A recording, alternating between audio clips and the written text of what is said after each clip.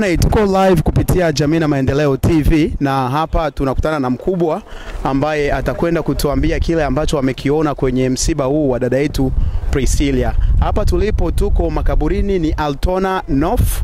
Kwa hiyo mkubwa hapa atajitambulisha majina yake alafu atuambie nini amekiona kizuri siku ya leo. Kwa majina naitwa Teofile Zawadi Mutende.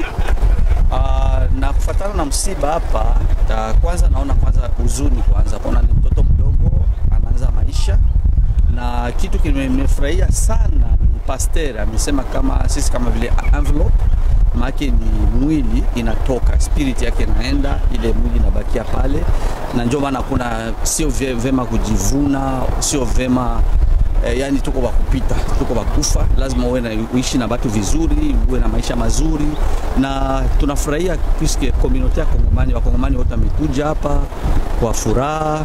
Yani ni kitu kizuri sana kwa kusupport, na tunaendelea kuomba Wakongomani wote waendelee kusupport.